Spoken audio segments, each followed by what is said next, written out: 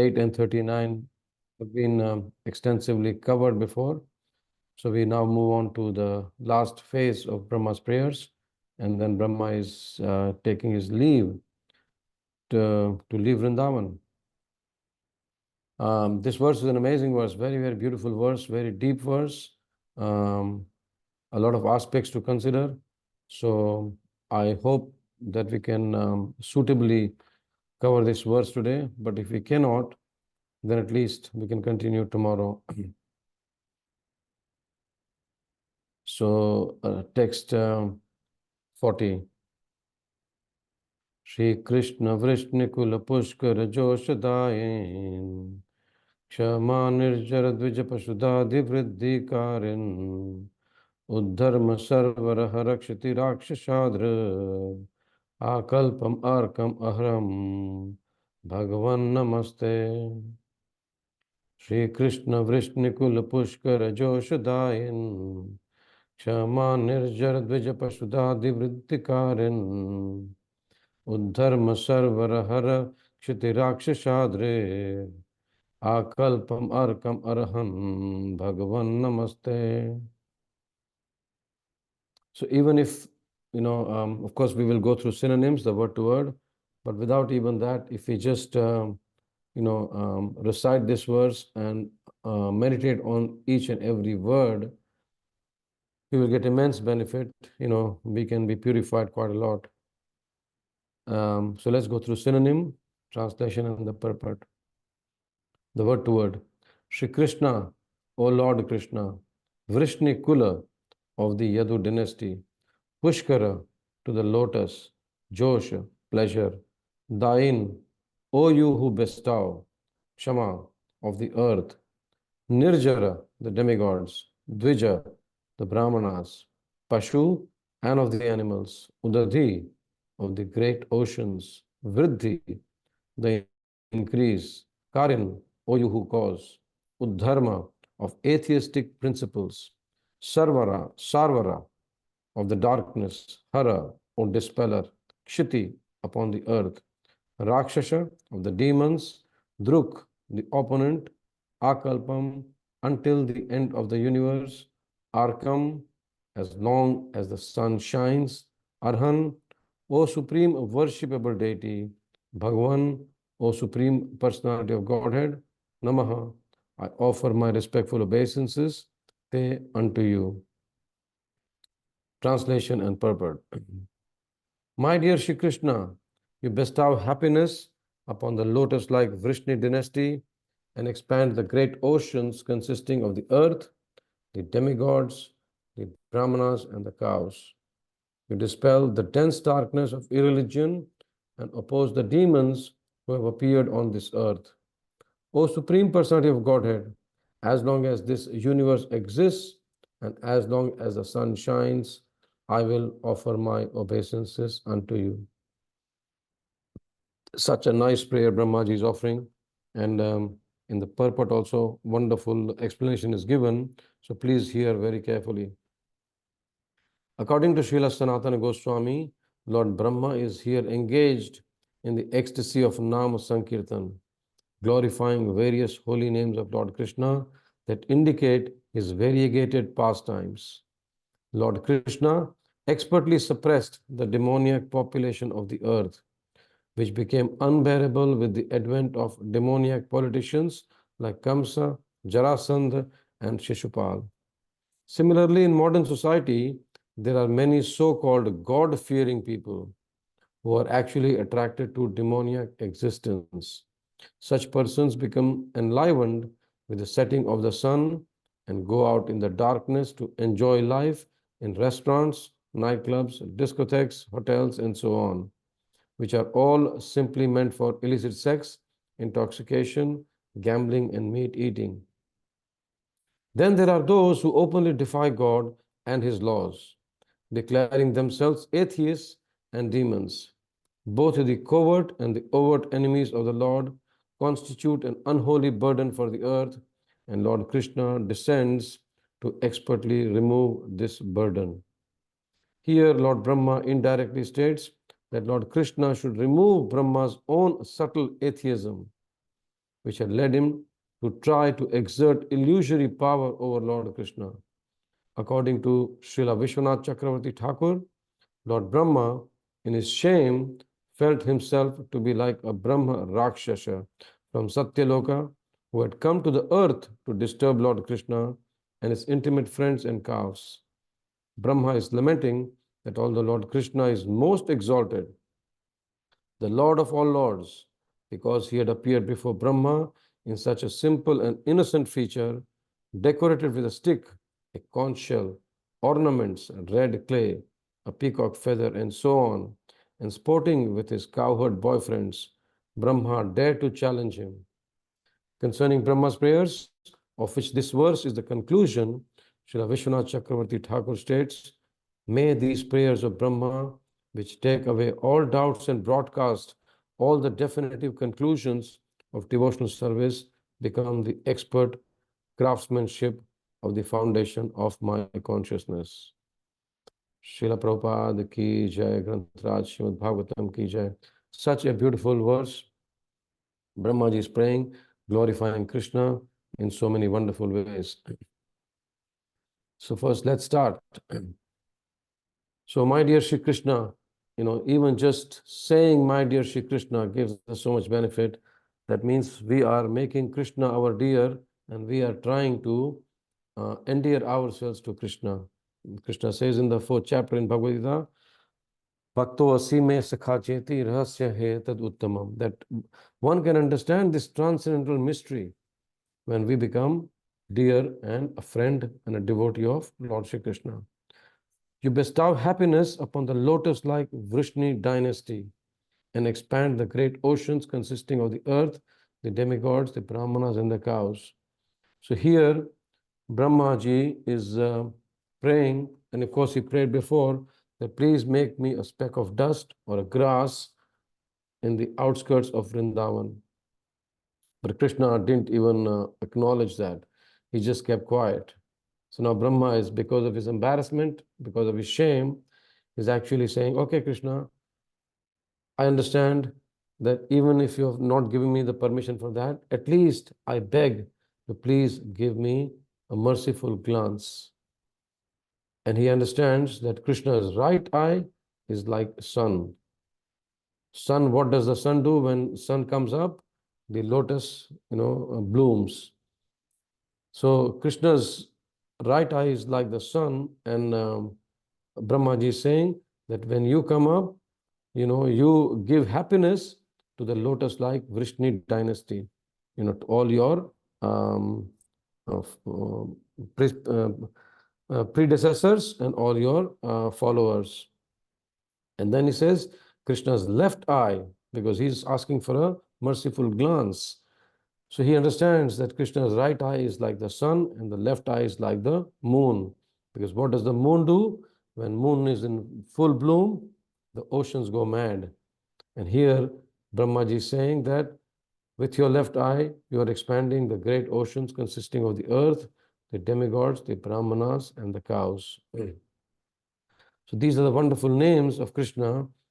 O Shri Krishna, Vrishnikula Pushkara Joshadain. So he is giving Josh, or he is giving pleasure to the Vrishnikula, the lotus-like Vrishnis. Kshama, Kshama means of the earth. Kshama also means forgive me. So Brahma is saying, please forgive me for my impudence. Nirjara Dvija Pashudadi Vriddhikarin. Nirjara of the demigods, and Dvija means Brahmanas, Pashu Dadhi. So Pashu is the animals and Udadi is the great oceans. So he is referring to that, you with your left eye are expanding the earth, the demigods, the Brahmanas, the animals. You are giving them a lot of joy. Their happiness is also expanding like an ocean. Vriddhikarin.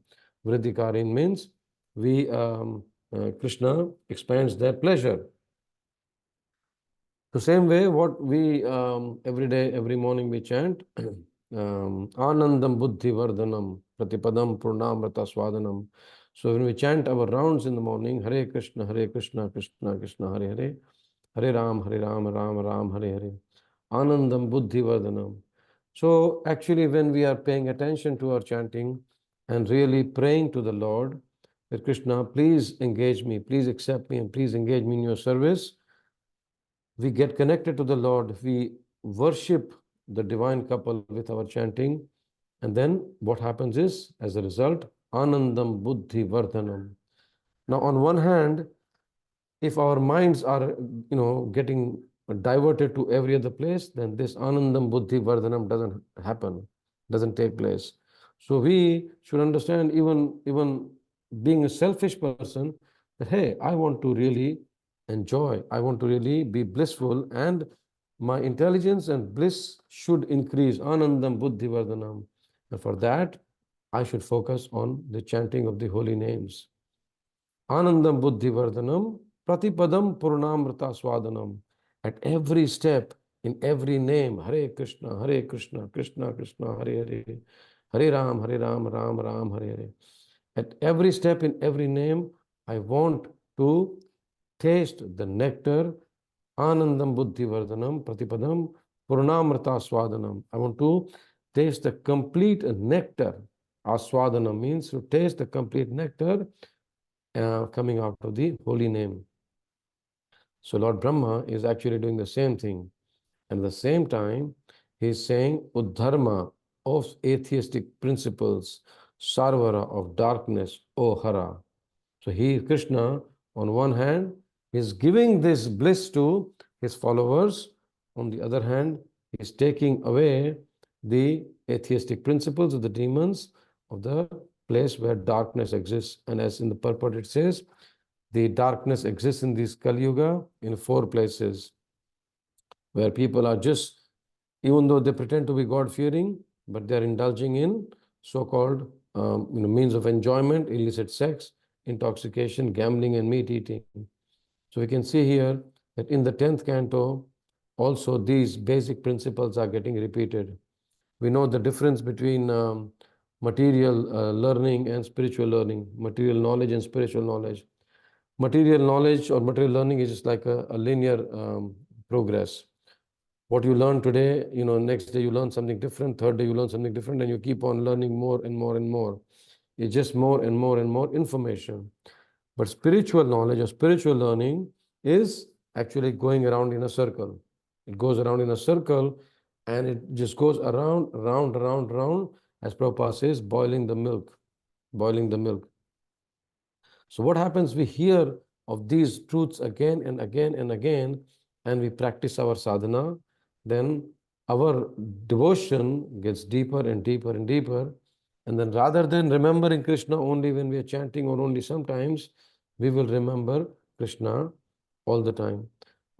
In Mana Siksha, the book translated by Urmila Mataji, Mana Siksha, written by Raghunath Das Goswami, it takes us through the stages of our remembrance of Krishna. And right from sometimes remembering Krishna to always remembering Krishna with so much depth that we cannot forget Krishna even for a moment. We see from the examples of the wives of Brahmana, from the Naga Patnis, from Rukmini Devi, from the gopis, of course, so much love they had for Krishna that they will do anything for Krishna. Now here, Brahma, Krishna is subtly asking him to leave, and Brahma also understands that actually I'm causing a disturbance in this purest of pure place. And what Brahma, out of his humility, is talking about himself, that he feels like a Brahma Rakshasa. Now imagine this, Brahma is the chief of the demigods. And he thinks, I am a Brahma Rakshasa coming from Satyaloka, coming to the earth planet to disturb Lord Krishna's pastimes. So even in our case, Prabhupada has given us a very easy passage to go back to Godhead. But we must understand that we must go deeper and deeper and deeper in our sadhana. We must be more focused in our chanting. Even then, for example, if we are not successful at the end of this life, then what happens?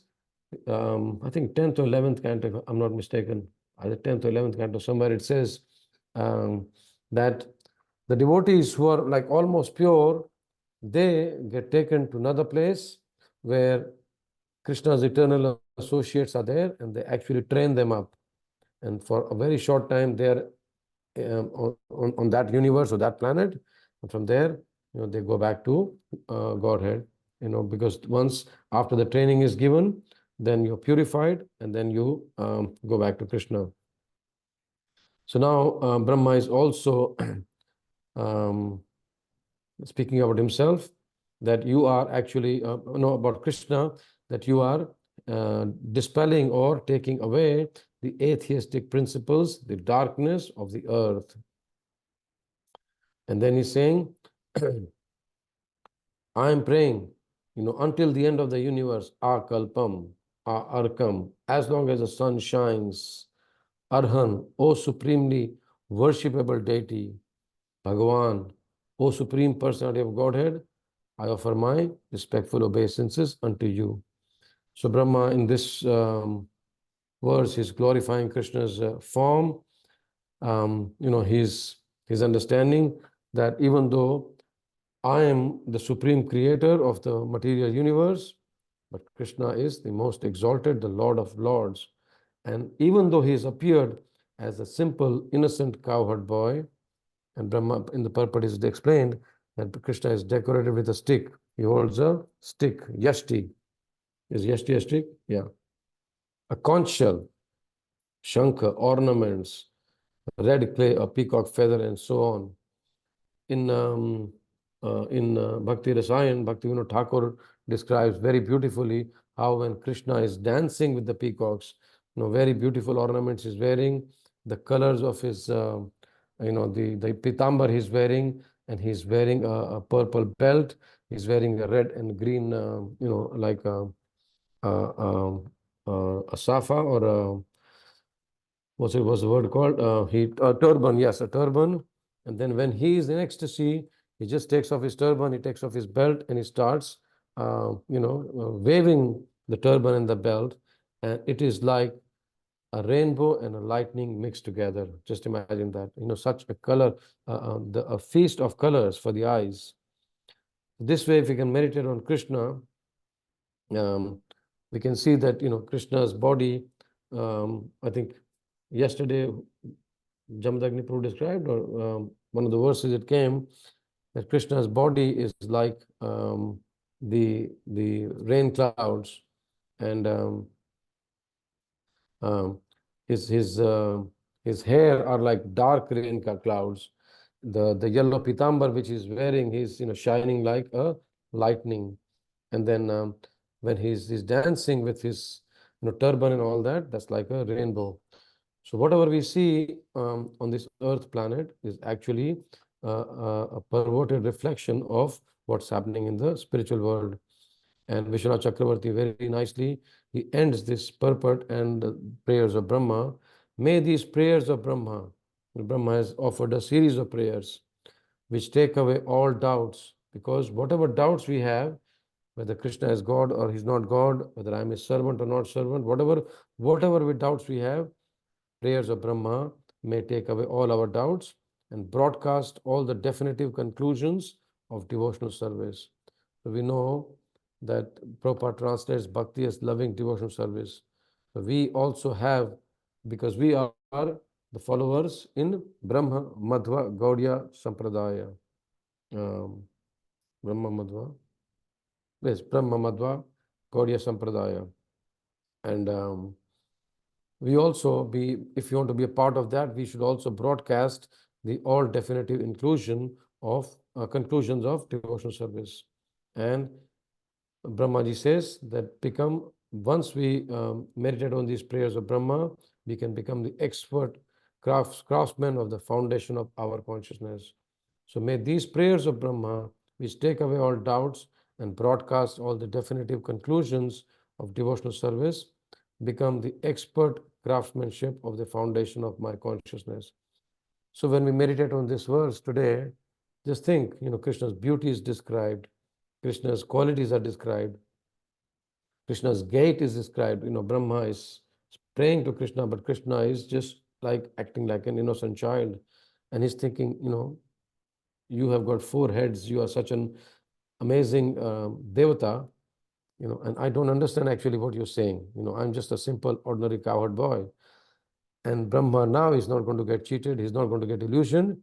He understands that this is my Supreme Lord, and he continues his prayers while understanding that he has actually committed a big offense. Now imagine a situation how you would feel in place of Krishna, where someone steals, your near and dear ones, the most important people in your lives, your cowherd friends and the calves, for one whole year. Will you feel compassionate towards that person? Definitely not. At least I will not feel. But here Krishna is so compassionate, and Brahma can see his compassion. And then he knows that for me, instead of being here and being a disturbance here, I should continue my duty in Satyaloka. And then Vishwanath Chakravarti actually says that Brahma is assured that once he finishes his duty in Satyaloka, he will gain entrance in the kingdom of Lord Krishna. So once same thing applies to us, we also have our duties, but we should try to sync our swa duties, the swadharma and the sanatan dharma, our bodily duties and the duties of soul, in such a way that the body, the duty of the body actually can become the duty of the soul. And that way we can integrate Krishna consciousness into every moment of our lives by remembering these prayers, by meditating on these prayers. Any questions or any comments on this verse, any this purport? Any reflections? You can please unmute yourself and ask. Anyone? Okay. Today I want to speak also a little bit on Ramanujacharya, because today is his today's his disappearance day, and I just want to speak a little bit about Ramanujacharya, one of the great dynamic devotees who came in the line of Sri Vaishnavas. So let's continue with verse number 41. Does anyone want to recite this verse, please?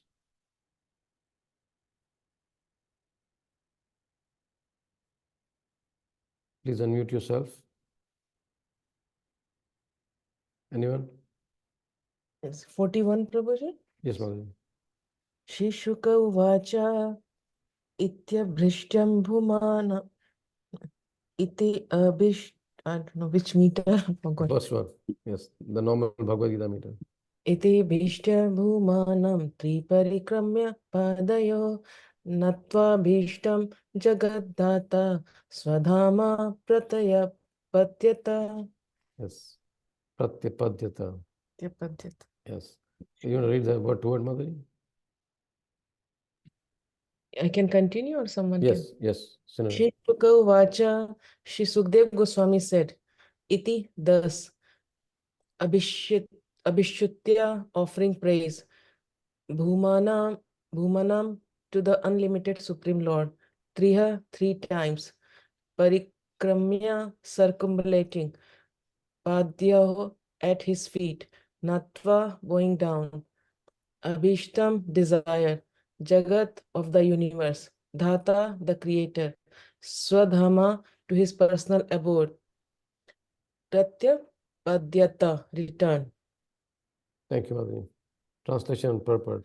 Sukadeva Goswami said, having thus offered his prayers, Brahma circumambulated his worshipable Lord, the unlimited personality of Godhead, 3 times, and then bowed down at his lotus feet. The appointed creator of the universe then returned to his own residence. Purport.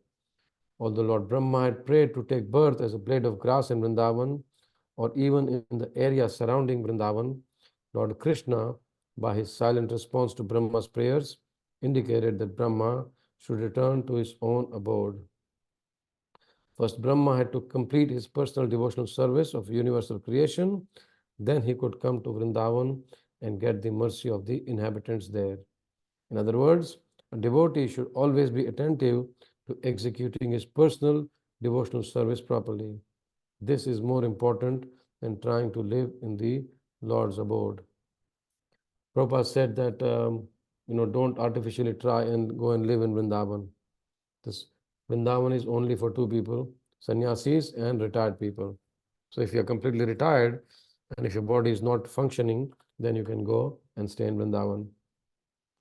So I want to speak, we'll continue with this verse again tomorrow, because again, such an important verse where Brahmaji is showing the etiquette of leaving.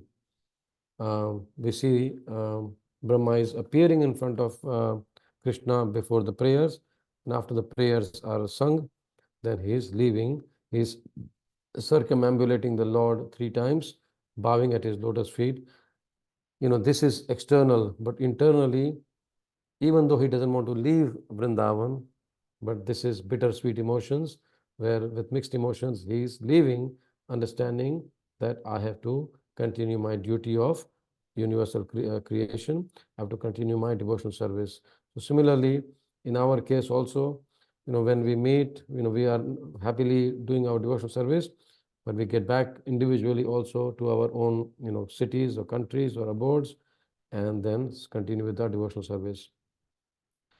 Today is Ramanujacharya's disappearance day. Ramanujacharya, as we know, one of the dynamic devotees of Sri Sampradaya. So many stories we have heard. He was the one who actually propagated very much the Sri Vaishnavism in South India. And the famous story, as we know, that when his guru, he gave him the mantra which could liberate, him. But he also made a condition that I will give you this mantra. Actually, there were 3 mantras he had given. And he said, I will give you these 3 mantras, but you have to keep it secret and not, give it to all and sundry. And then we hear that Ramanujacharya went on the top of the hill.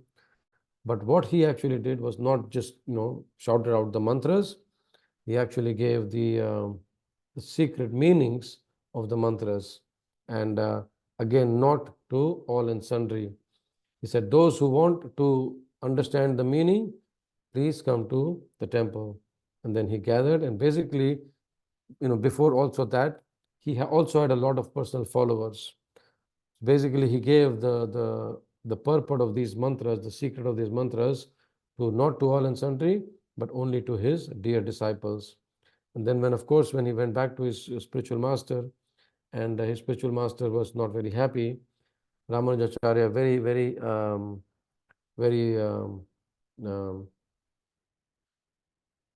in a very prayerful mood, he explained to his spiritual master that he has kept his word. At the same time, he has helped the general populace.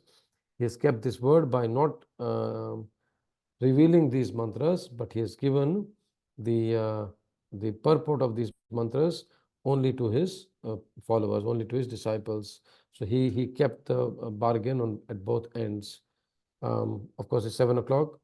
So today, try to read something from Ramanujacharya, his life history. We all get the Vaishnava calendar emails. So there, if you go on the link, the glories of Ramanujacharya are described.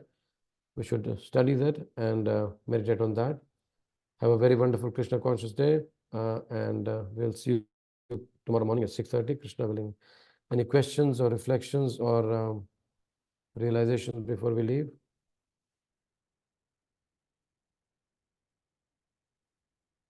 Today is Monday, of course, and yes, so thank you very much. Grantaraj Srīmad Bhāgavatam ki jai, Srila Prabhupada ki jai, Gaur Bhaktavrind ki jai. Hare Krishna. Hare Krishna Prabhu, thank you Prabhu. Hare Krishna. Thank you, Prabhu. Hare Krishna Prabhu, thank you. Hare Krishna Prabhu, thank you. Thank you.